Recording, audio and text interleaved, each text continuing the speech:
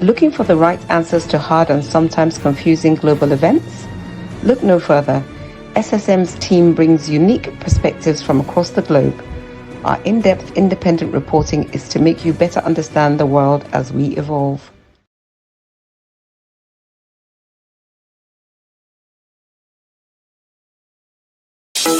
In a world where news flies around every minute, you need the ability to relate and connect with what matters and stay up to date.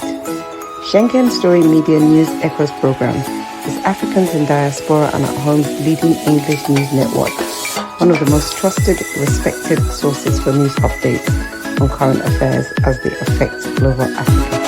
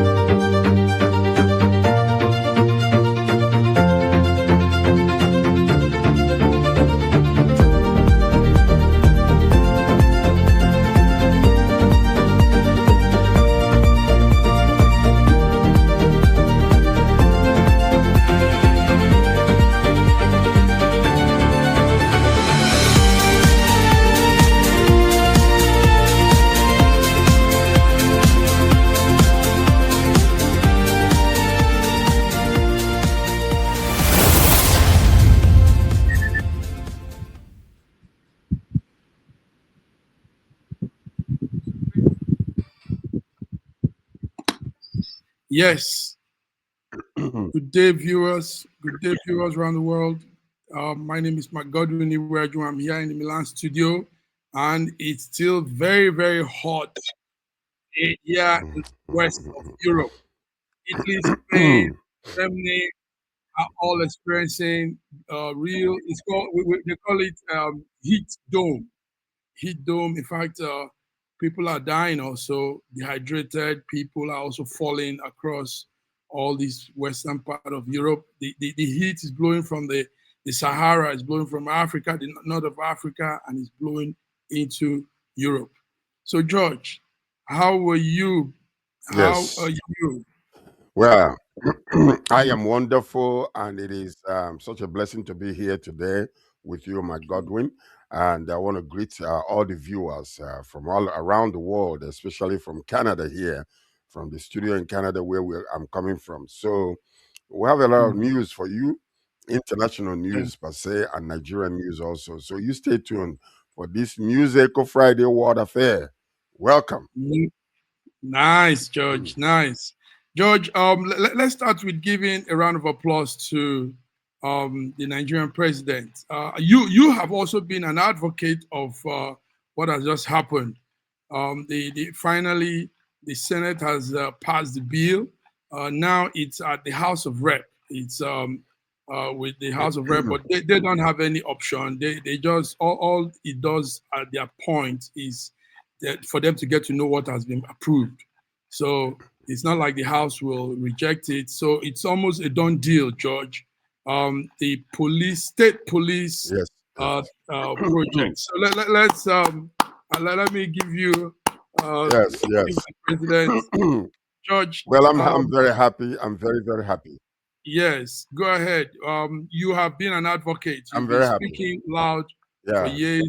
Yes, tell us. Go yes, ahead, for George. years for state policing. Yeah, this is Mhm. this is a bold and commendable step towards strengthening true federalism in Nigeria.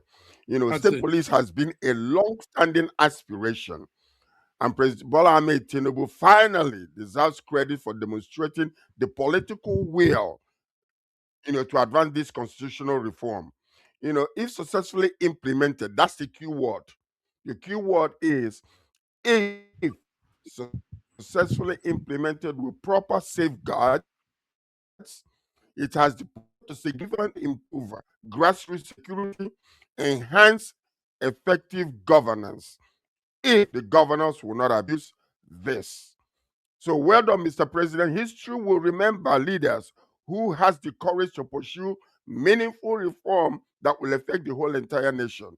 So we highly commend you on this and continue the good work. that you're doing in this particular place.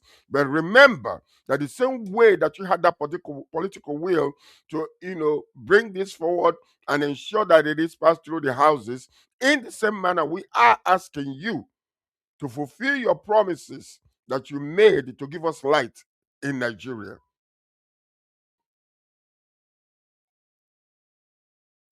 I want to remind you, your own word out of your own mouth. If I do not give you light in Nigeria, do not vote for me in the second term.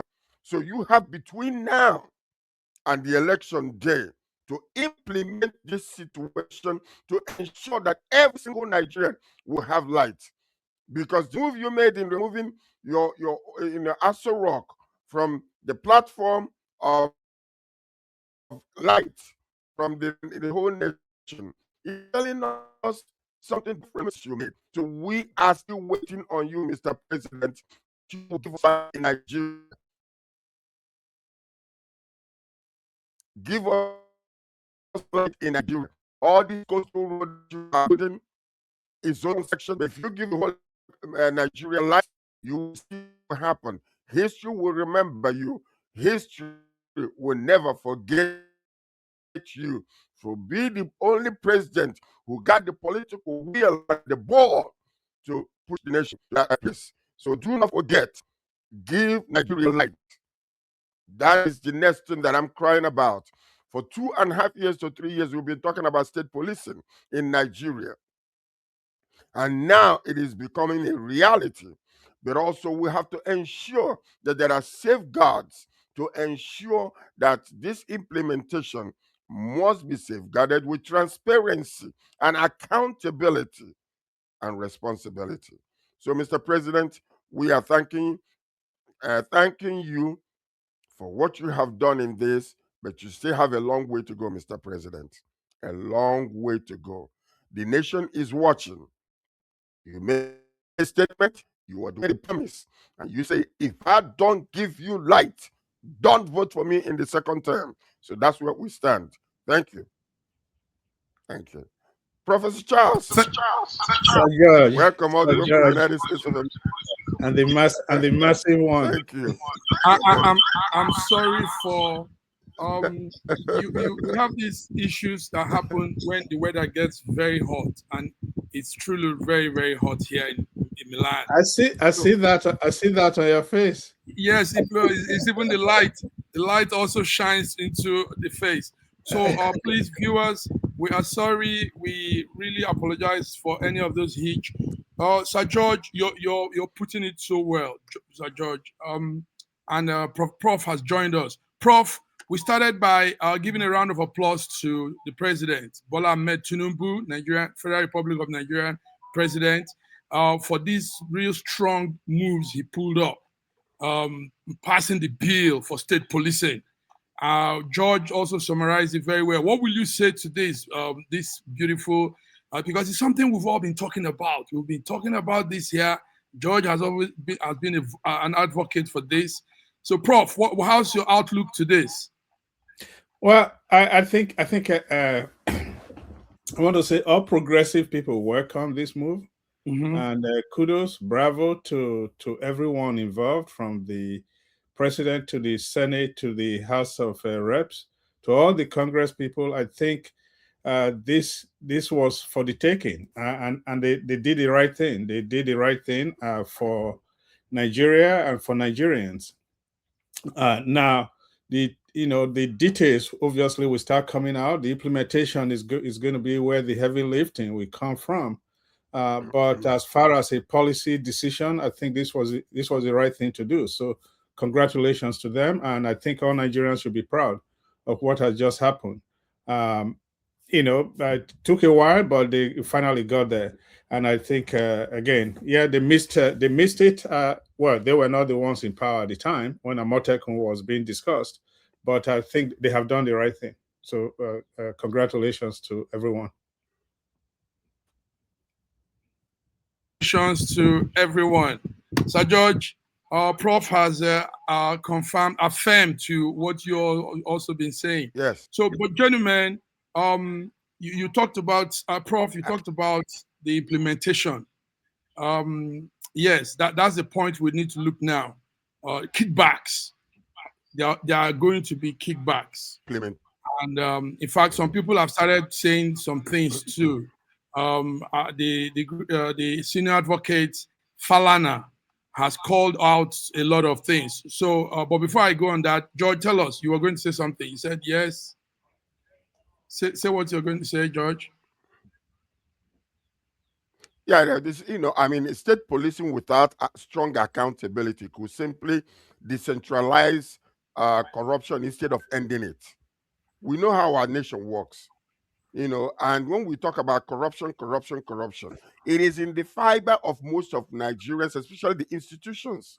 So the existing culture of illegal returns, checkpoint extortions, the sale of bail, arbitrary detention, and abuse of power may only shift from the federal to the state. Giving governors control over police force also raises legitimate concerns about the political interference and police reform, transparency and independent oversight, not just a new structure that can be corrupted. Because listen to this, if they want to know how to, many of these people might be sent to some of these other countries like United States of America, one is states in there, or come to Canada, and they will teach them how to do that type of policing locally. Because if they don't have the you can't give what you don't have. And you cannot just go to Google or go to AI or teach us how to do state policing. There ought to be a proper training. And during the most important aspect of this is the implementation. When it is well implemented with safeguards and with every safeguard on every side, both with the locals, the training, how to train them, the sensitivity on how to decipher when to use force and when not to use force. It is very, very important. What we have right now with the federal policing is so corrupt that Nigeria demands a proper structure and a proper implementation in order for us to move forward. Thank you.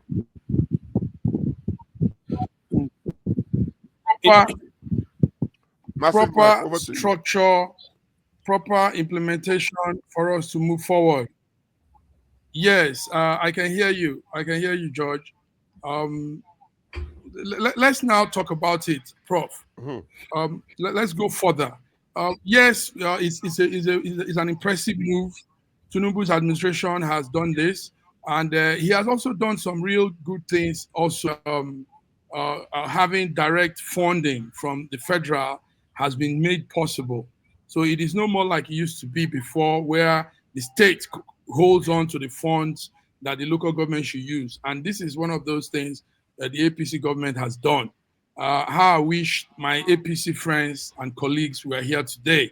This is that moment when I really want to commend the effort of Bola Ahmed Tinubu. So let's look at the drawback, the kickback on this state policing. Let's start with, do you guys think it will not bring abuse of power by the state governors when they now have the apparatus of security at their hands? Don't you think there will now be that control of them, because they are having that measure? We're not hearing you very well. I hear him. Yes, George, from your end, George, I think you need to go out and come in, please. We cannot hear you very well, Massive Mark. I can't. No. It's from your end, George. Prof is hearing me. Yeah, I hear him. I can hear him. Yeah. Yes. Sure? Prof, yes. So, but Prof, did you heard what I said? Let's start. Yeah, I did. Yes. Go ahead. Yes. So obviously this is still very new. I don't know. Maybe you gentlemen have seen the details. It's right now just from a policy perspective, as an item. We are establishing state policing in Nigeria. From today, this is now the law of the land. From that, it's like, yeah, that is fantastic. But we still have to look between the lines and see, what does this really mean? Where are the powers? Where are the control levers, if you will? Who's going to be responsible for what? At what level? Sir George was talking about the training that will be required.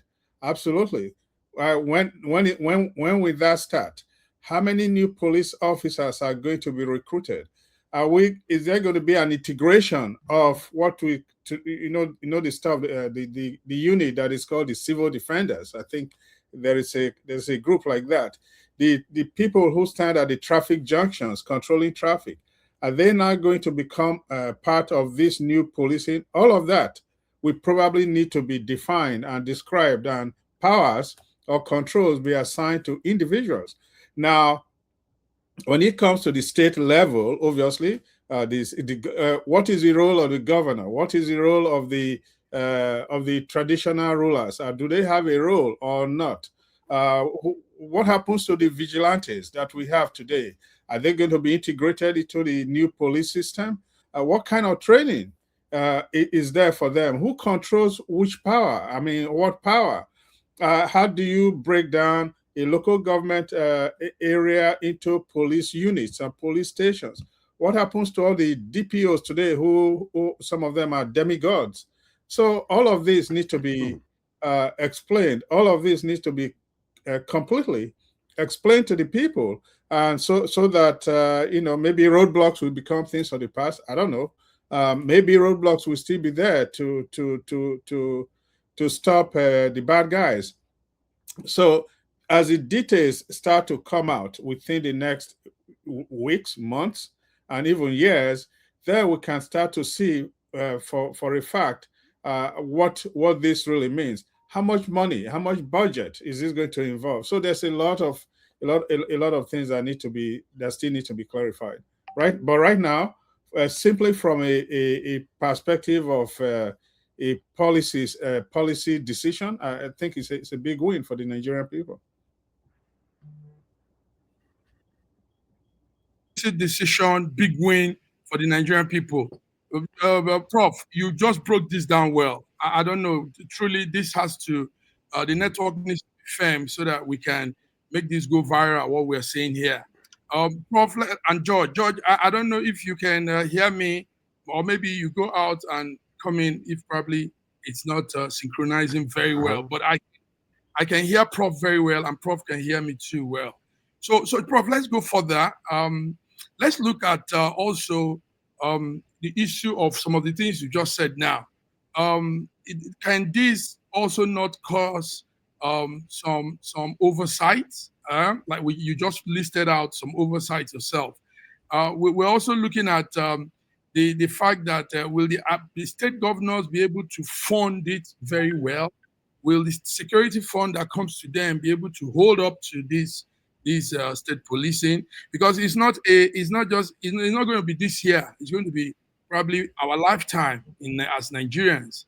So it has to be done well, or else it might give room again to some other demerits, some situation. I mean, poverty should be addressed in the within Nigerians. I mean, if that is not addressed, the police also will be inefficient. Go ahead, George. Did you hear me too? Is George hearing us? George is not hearing us. George. Okay. Yes. You see, yeah, I'm hearing you. What? Yes, okay. I can hear you. Okay. Go ahead. Okay. So, well, I think that we have always argued that the police, they need to be well paid. There's no doubt about that, because these are folks putting their lives online for the rest of us to protect us. So they have to be adequately compensated. Now, you ask the question, would there be money to pay them? Why not? I mean, why not? I think there's enough money in that country to pay the police personnel. There's enough money to pay the military personnel.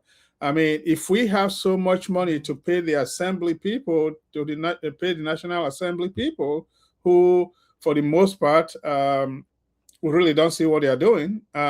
The people who are putting their lives on the line to defend us should be adequately compensated. There's no two ways about that. I think that This is something that some financial people, some accounting people Oh, have to.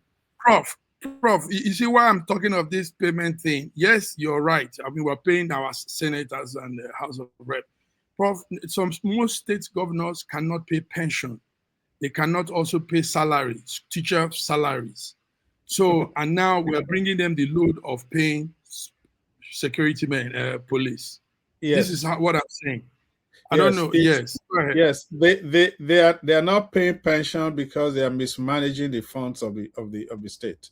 It's not because the money is not there. They have budgets every month. They are given. I mean, there's a budget for each of these categories of employees. The reason they are not paying is because they have mismanaged from top down. They've mismanaged the funds of the nation. If I mean, we've spent so much oil. I mean, just a curious search of how much money we've made on oil since independence will blow your mind. Where did the money go? What was it used for? It's only now you say, oh, we have infrastructure. What type of infrastructure do we have? It's not enough to build roads, right? The roads is great to have roads, but what happens if people are so terrified they can't even go on those roads? What happens if there is no good water system? There are no schools. I mean, no functional schools, for crying out aloud. So it's not a matter of overburdening the governors. There is enough money. The states have enough money to pay the police, and they just have to have the courage and have the will, if you will, no pun intended, to make sure that they appropriately budgeting to support the police system, pay their salaries, give them good equipment. There's no two ways around that. Give them good training, give them good all the infrastructure that they need so that they can combat crimes. The money is there. They just need to spend it wisely. Right now, they are not doing Money, that. That's why we have the issues. money is there. They need to spend it wisely. I'm happy Big George is here. Sir George, I can Yes. see. Thank you very much. Sorry for this hitch. It's It okay. comes It's also okay. from our Yeah. side. So, George, we are still analyzing because what has happened in Nigeria is a big thing. Nigerians may not know what this means. We understand because we are here in this part of the world where we see this thing: federal policing, state policing, sheriffs, and all of that. But George, we're now looking at the kickbacks. I'm saying that wouldn't this mean excessive power on the governors? Well, Wouldn't you some of see, these governors use this to? Okay, go ahead, George. Go ahead. no, you see, and those are the those are the safeguards that we are talking about, because these safeguards are very, very important. Yet to sign it up, and say yes, we are moving forward with the state policing is one way. It's only half done. Implementation of this and ensuring that there are safeguards on every side is very, very important. If you remember correctly, originally when money was being given to governors to do a lot of things, nobody knew how much money governors were getting for these security purposes until one who won an election decided to come out because they were trying to change him from the federal, but he insisted, and that was Ngige. Ngige started building roads to show that the governors were receiving incredible amount of money. That's how it all started. Originally, they used to get this money, pocket it, and do whatever they wanted to do with it. But through Ngige, we discovered that money was actually coming and enough money to build roads. Peter Obi came in power in Anambra State and built all local roads. I'm a witness to that. To investigate this, I traveled from Owerri to Enugu on road, and I found out, and I did not go on the highway. I went through the inner villages. Roads were built in Nigeria. There is enough money to do what we want to do. The only problem we are suffering in Nigeria is corruption. And when the president gets serious about this, even if the vice president or anybody else that is close to him messes up and those people are put accountable and put to prison, then you will start seeing people fear. Right now, What we are seeing is the status quo. What used to be, but the people on top are doing it. Why can't I do it Mm-hmm. myself? But Okay. this thing we need to rebaptize Nigeria, Elite. re-sanitize Nigeria, and ensure Yes. that all this corruption will be waved away. So when the institution of the police, when it's implemented, it will be Yes, well sir. defined Yes, from sir. the foundation to be built very purely and Very. beautifully. All right, Take the George. standard to other nations that are pursuing it. I still need you. Our viewers still need you to also explain the one Prof was telling us earlier. We have a situation where most states in Nigeria cannot pay pension to the state workers, cannot pay salary to teachers, to all the state apparatus. How do we now add policing to their tax when they are not taking care of these other sectors? George, will this thing work? Are we going to see a It police will work. arrangement We that will have work forever? Prof just told you we have more than enough money to do what we need to do in Nigeria. The money is budgeted, but what happens from the time of the budgeting and the release of that money all the way to the implementation to bring it down to the grassroots where people will be affected, there are mago going on. A lot of these people, what they do, they take this money, they lodge it into the banks and receive several months of interest. Let's just say $1 billion is given, naira is given to you, and you put it in the bank for 10% in 6 months. Do you know how much money you're going to go home with? These are the things, the checks and the balances that we need to do to ensure that all the pension, all these retired people, that their money is safe and that they are getting paid on time. On time. Part of the corruption we have in our country today is the military funding. Nobody gives account to anybody about the military funding. That is the reason when justice came out not too long ago, talking about how regular military men are being treated, the way they are being fed. They picked up that guy, and up until today, we don't even know how that case is going. Nigeria is such a place where people, when they expose corruption, the people involved with it will ensure that they arrest them and shut them up permanently. That is the reason why I love, SSM, News Echo, because it's from a diaspora standpoint. They can't touch us. We can say the way we want to say, when we want to say it, how we want to say it. They can't touch us because the people in Nigeria are afraid to speak the truth to power. Truth. Yes, Because that's when it. they do that, they will arrest them. Yeah. That And is the and corruption and that we are talking yes, about. And the and government must make sure that that does not happen. happen. Okay. Gentlemen, Prof, Doctor, you guys are just saying it, and let's say something. Let's give some kudos also to you gentlemen here, because it looks like the federal government is listening to this network.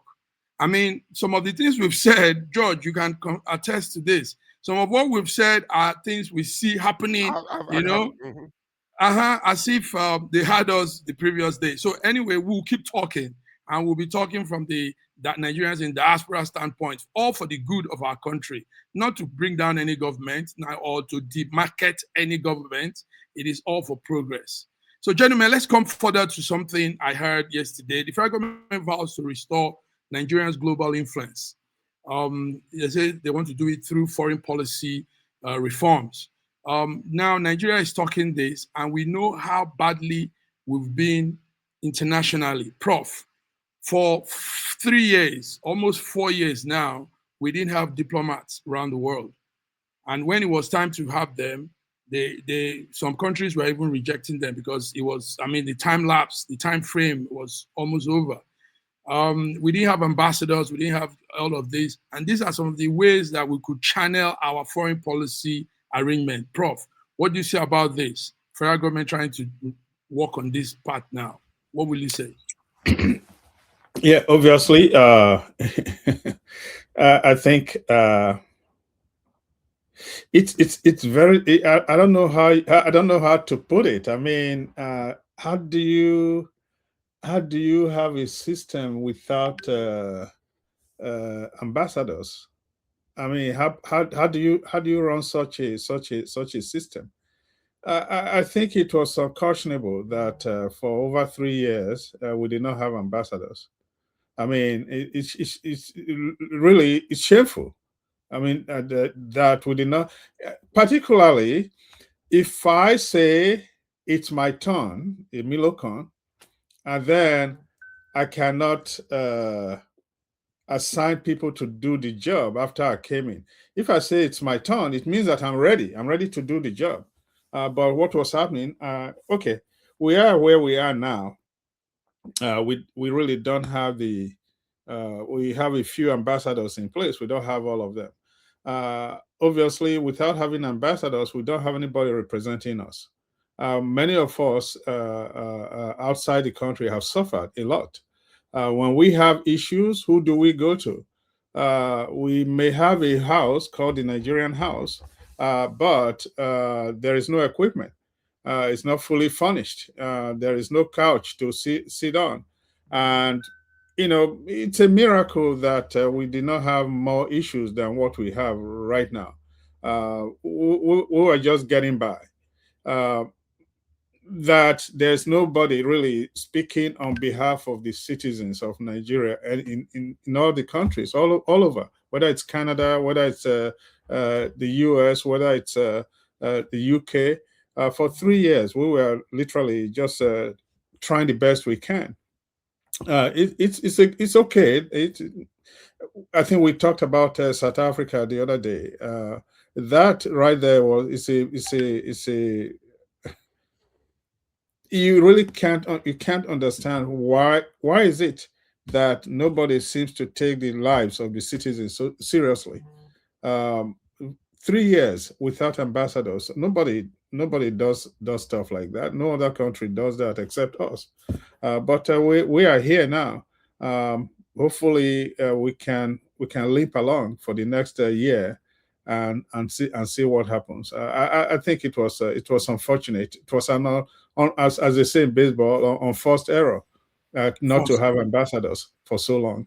That was not good. It was not good for public image.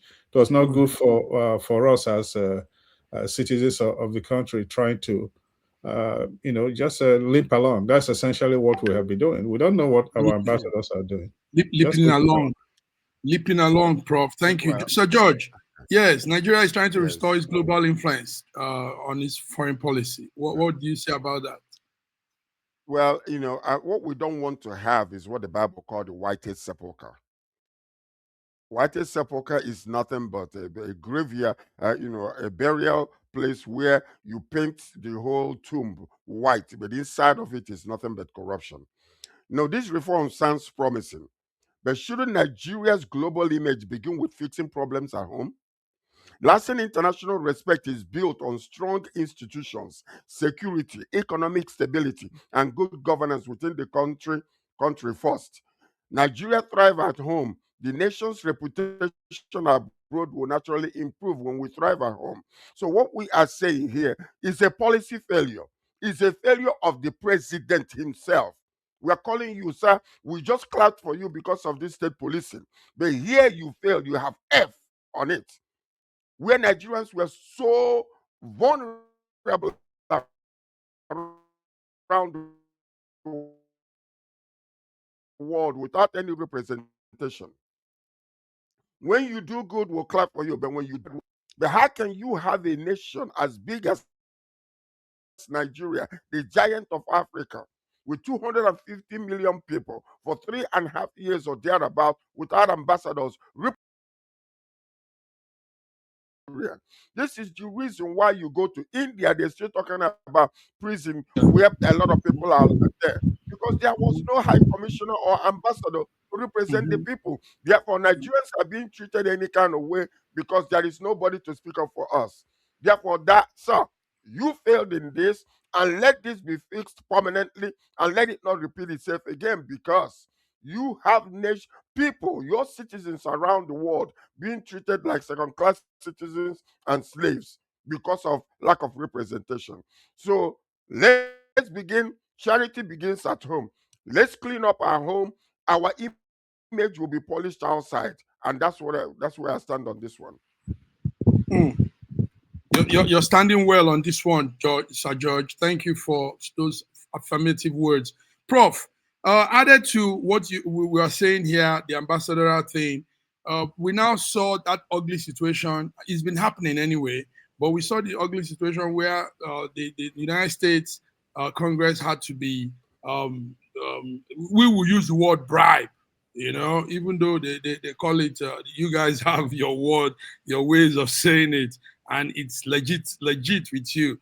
But we saw that some people went to bribe Congress people in the United States so that they can make us look good, like George said, a sepulcher, make us look good. But inside, we were still having problems, terrorism, attacks, banditry, all of this. But some people went to pay money to the house in the United States so that they can cover all of that and make us look. Is that the way to go on this foreign policy reform? Is that what they might probably be doing? Well, no, not at all. I think that it was called, or it is called lobbying. Lobbying, and that is to paint the image or negotiate the image and tell a story. Well, I think that what could have happened, or what could have been done, what was be done, you could have gotten some citizens or Nigerian citizens who are actually doing the work, talking on behalf of the on behalf of the country. Obviously, because there were no, we did not have ambassadors to do the work that the lobbyists were doing. A lot of money. I think it was what, about 150 million, something like that. That's a boatload of money that could be used to do something else for the country, for the people. Well, be as it may, that money was used to polish the image of Nigeria, to make us look good, to tell a different story to the rest of the world, and people are now doing something different in terms of promoting the name of the country. Well, stuff like that can only last for a short while. It's not long lasting, because sooner than later, this stuff will show itself. Unless we start to be very serious about, if we want to tell a different story, or if we want to have a different people to have a different perception about who we are, we have to change from inside. We have to change from the citizens. We have to change from within.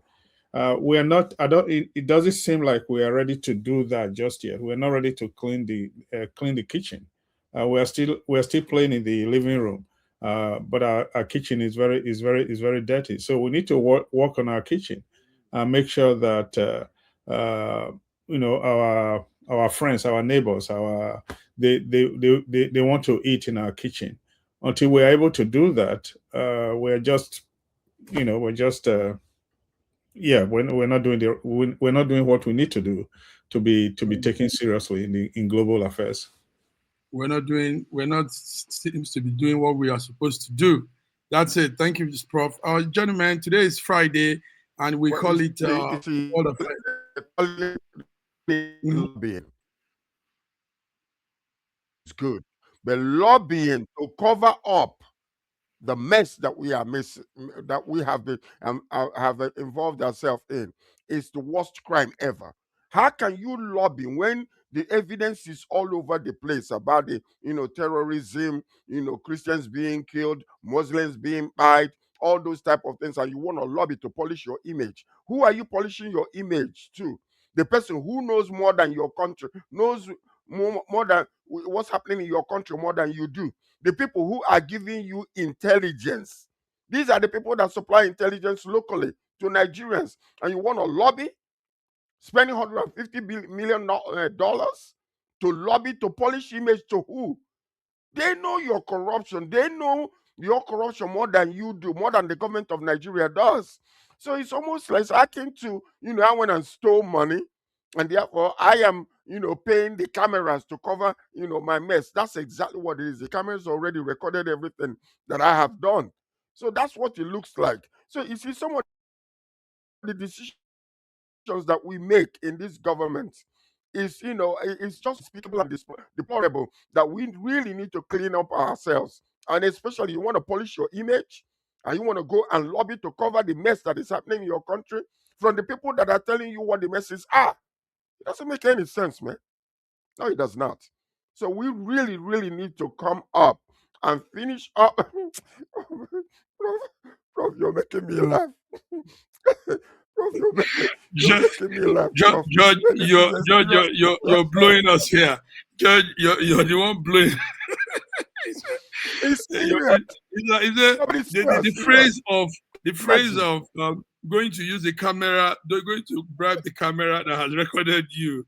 That's crazy. That's an interesting one. Thank you, George. Anyway, gentlemen, yes, any which way, Prof and George, maybe you guys might be called upon soon to help in these foreign policy reform they have now. Because it's a new thing they want to do. And I know Bola Ahmed Tinubu's government, when he's out for something, he actually goes for it. And if they are listening to us here now, one people you could use for any of these reform are Nigerians in diaspora, noble ones, not just anyhow Nigerians. The noble ones could help bring reforms because we understand how it plays out. We understand how it could be. So George and Prof, I'm nominating you to that effect in case it comes to us. Yes. I mean, you men have it. You have it. You have what it takes. So if they come to me and say, Mark, what do we do? I say, listen, we have the men here. We know what it is to bring reform for our country because we have passion for our country and we also live well where the places we reside. Gentlemen, I don't know if you, Prof, I don't know if you have the update on the Venezuelan earthquake. Maybe we could just do that as a small news update. Is there any new update? We heard it has jumped to almost 200 people and 1,500 injured. That's a serious quake there. Is there any update on that before we move on? That's about the last I heard. I've not checked the news this morning. It's a sad situation. Mm-hmm. I mean, that's a lot of people. About 200 people dead, 1,500 injured. That's a lot of damage. It's a sad day in Venezuela. A sad day for the rest of the world, really. I've not checked the news today yet, but we just continue praying for the families of those that were affected. This is really, there are no words really to talk. It's difficult. It's difficult. We just have to keep praying for the families that were affected. Families that were affected. From the Western European point side, they've gathered to come help them. France is bringing some aid, deploying also some workers. This is a hard date, and now it's more than 200. Mm-hmm. Mm-hmm. Yeah. So our thoughts and prayers are with the families who have lost loved ones, those who are searching for the missing, and everyone affected. Difficult times. Venezuela needs a little rest. May the Lord grant them that rest that they need from everything that is happening in that place. Our heartfelt condolences to the ones that lost their loved ones. Yeah, it's now 235. Whoa. Yeah. 235. With 4,300 injured. Yes. That's a lot of people. 200 and something this morning. Yeah. Oh dear. That's a lot. We have so many clips of corners where CCTV was able to capture the moments, really scary moments. Yes. Oh dear. Okay, our hearts and prayers for Venezuela. Europe has this coming. The European Union is sending rescue workers, and they are doing that very fast too. All right, gentlemen. So viewers, massive. I was just going to say this is what we are talking about. I mean, the infrastructure is not there. to support these people. No, the hospitals, the two main hospitals they have, they are all filled up. They can't handle the people. God, we just have to pray for the people affected, because this is horrible. It's a horrible thing. I mean, yeah. I mean, we pray for them. We pray for the families. Yes. Okay. So, viewers, we're still here. It's Friday and it's international affairs, world affairs. We'll give updates. Gentlemen, let's come to Africa. Zimbabwe Senate is approving a bill to extend the presidential tenure. Zimbabwe, imagine. So, Emerson, that president, Emerson Mnangagwa, he's now thinking himself to be like an emperor. So he wants to elongate his stay till 2030. Gentlemen, why do African leaders do this? Prof, what's the motive behind it? I wish I know why they do it. But I saw the news yesterday. So now they are going to have somebody in power till 2030, I think. Well, it's not too bad, 4 years. So what? Unfortunately, but he has been there since I think he has been there since 2017. He's been there since 2017. Yeah, it's going to be there now. If he's there till 2030, that's it's going to be there for about 13 years. Mm-hmm. So that's a four. He's going to be there for 4 terms, 3 years each.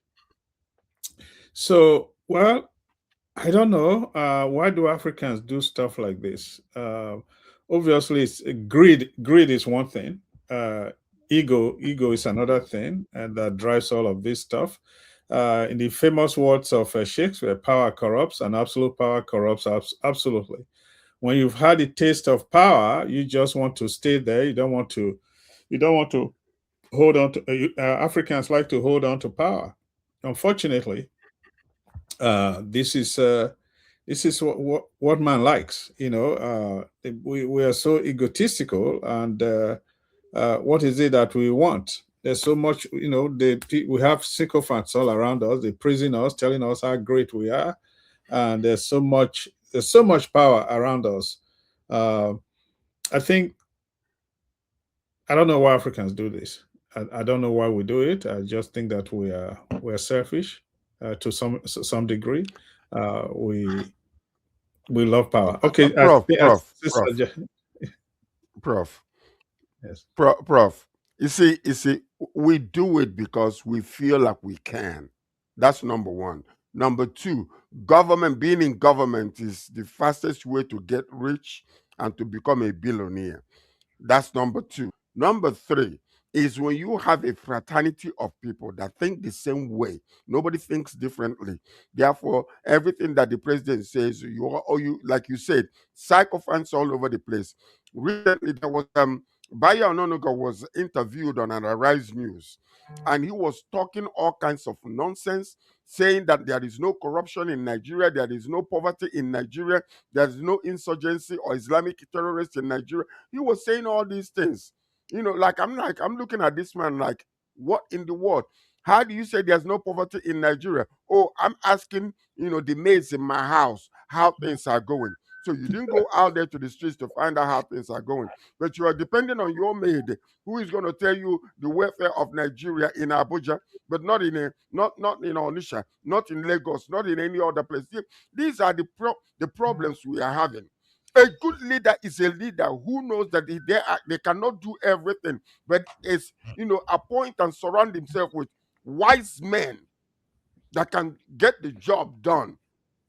Not getting sycophants around you all the time who will tell you what you need to hear, tell you what you want to hear, not what you need to hear. And that is the problem we have in Nigeria. Look at what happened in Kestama, who just stepped down. Yep. Look at that. The British Prime Minister just stepped down because he felt there was no confidence in the people. And look at this man over there. Zimbabwe Constitutional Amendment marks a significant shift away from democratic norms. In the presidential and the presidential parliamentary session, and accountability. concentration of power and future democratic government in that country. It's a mess. It's a mess. We saw the president that was there for many years until he died. Now this one comes in again as a savior and becomes even worse than the other one. They want to use some reforms to lessen their, their stakes. I think that there should be an international body who is monitoring all these things, especially in third world countries, not to allow the abuse of power and abuse. You want to extend your term. For what purpose? What are you doing for the country? You see, so that's the problem we have in our country.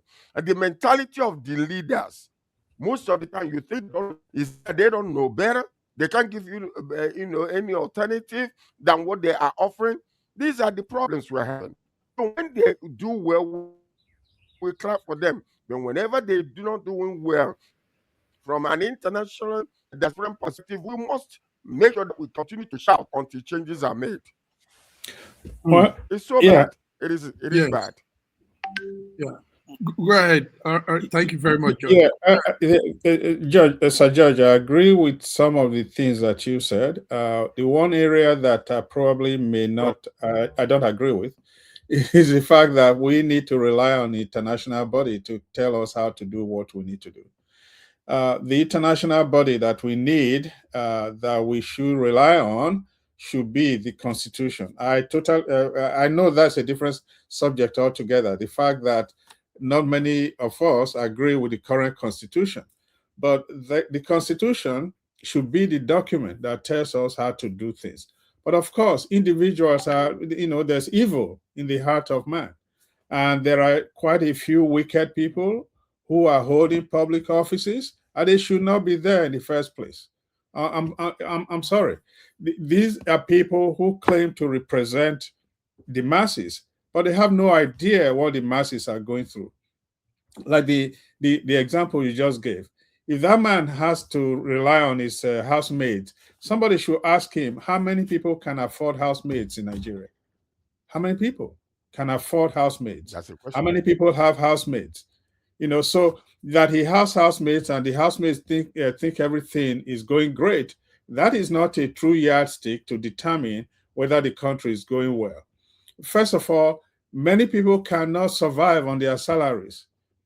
And so what do? They look for other ways to try and make ends meet. And in the process, they end up either they commit crime, they do something that is illegal just because they need to make ends meet. And so when some of our public officers come out and tell you everything is going great, it's like, no, you are not really living. You live in a different world altogether. The real people are suffering. They cannot survive. We just talked about they're living in an alternative world. Yes, absolutely. We just talked about the police. They cannot survive on their salaries. That is what drives many of them to take bribe on roadblocks and all that. So a total overhaul of the system needs to take place. In other words, look at the salary structure of whether it's the teachers, the teachers in schools, the whole system needs some work. It needs a serious work. The only people right now who are benefiting from the system are the politicians. And unfortunately, that's how many are they? Probably less than 10% of the population. So if less than 10% of the population is doing well, then you're in deep trouble. So 90% is not doing well. That number may be a little bit off, but definitely we don't have more than 20% of the population as politicians. It's even too high. It's way below 10%. Exactly. We all can see this. All right, gentlemen, beautiful discussion going here, but our time is a problem. Prof. Let's go. Prof is talking about 10%. Mm-hmm. Go ahead, George. Prof is talking about 10%. No, I was just telling Prof. I was being generous. 10%. No. 3%. 3. Okay. 3. George says it's 3% below of people doing well in Nigeria. Oh, let's crop it. Three. That's it. Okay, 3%. Check 3%. 3%. All right. So let's crop it up with let's crop it up with this update. A legal officer. That's it. Yes. Yes, George, we can hear you. We can hear you. George, your network is lagging. It's dragging a little. I don't know where that is coming from. But I can see Prof real time. But yours is dragging a little. Anyway, we're wrapping it up. We have that story that a committee, legal practitioner privilege committee, has suspended a man I used to respect, Mike Zokume, from the rank of senior advocate of Nigeria. Now they said pending the conclusion of disciplinary proceedings that is against him. This is a good way to go if it will go around with all the lawyers and judges and barristers and all of our legal system. This is a good way to go. But sometimes it might just be handpicked because of opposition and all of that. Prof, what do you have on Zokume being suspended from being a SAN? Senior advocate, that's the highest title, legal title in Nigeria. Now he's being suspended from that. Well, I have not seen the story yet. Mike is full disclosure is from my local government, and so I will find out what is going on. If it is true, that he has been suspended, obviously, it seems to have been having issues with with some well-placed people lately, from the AGF to the rest of the people. Who knows? I have to see details of what is actually going on, because we have a way of carrying out selective justice in our land, in our country. But Mike is a very well respected individual. I'm not saying that he's perfect. I don't know what he has done. I don't know the details of what he's been charged with and why he's been suspended. I did not know that the SAN title can be removed from individuals. Thought once you're a SAN, you're a SAN for life. But I'll find out. So I cannot comment fully on what is going on. Yes, like yes. Okay. Actually, there are some allegations against him. Some includes owning properties in the United Kingdom and proceeds from, I don't know, some of those allegations. It's been on for years now, like since last year, and but stripping him of his senior advocate position, that's really strange. Like you said, I also thought when one is a SAN, he's a SAN until death. So stripping him up is strange. Okay, get us that story. Since you said he's also from your place, let's get the true story. What's really behind that suspension? They say it's an approved pursuant of a paragraph in their guidebook. That suspension. So there you go. But like we said, if there's anything like this, it should be general. It should not just be 1 or 2 persons, because probably they're now affiliated to another party. Maybe they are not affiliated to APC and all of that. These are some of the things they do. George is trying to connect again. I don't know. But Doc, what do you have again for us before we go? What do we miss out? What do we need to know from your? Well, obviously, Dr. Femi is not here today. They will be telling us about the World Cup. Heartbroken last night. U.S. lost the last second of the match against Turkey. That was unfortunate. They wanted to go 3-0 before the quarterfinals, but of course, a lot of their key players were not playing the first 75, 80 minutes of the match, and so they lost to Turkey. That was bad, but the World Cup has been great. apart from the fact that not a lot of people are attending, I mean, that's what we still. Yeah, that's what we hear in the press. But if you are sitting in the comfort of your home, are you watching the matches? It's been fun. Some teams are playing well as expected. France is playing well. Brazil is playing. Brazil is Brazil, because a lot of times Brazil doesn't do what you expect them to do. Argentina is doing very, very well. I think England is doing quite well, as expected. So the top five seem to be doing okay. So the quarterfinals are coming soon, and we're going to find out who's actually going to make it. I think Ghana has done well from the continent. Yes. Ghana is representing well for Africa. Yes. Yeah, that's true. Yes. Okay, Sir George, can you hear us now? We're really sorry for this whole hitch. Can you see us? Can you hear us? We can see you. Sir George? This image is frozen. Yeah, it's frozen again. Okay. Anyway, Prof, these are some small hitch that happens, but some of these things will be settled very soon, because also when the leading gadget is put together, every other thing works well. So we're trying to work on that too. So okay. Thank you very much for coming. George might not hear us, but Sir George, we really do appreciate you, the man of the network. Thank you.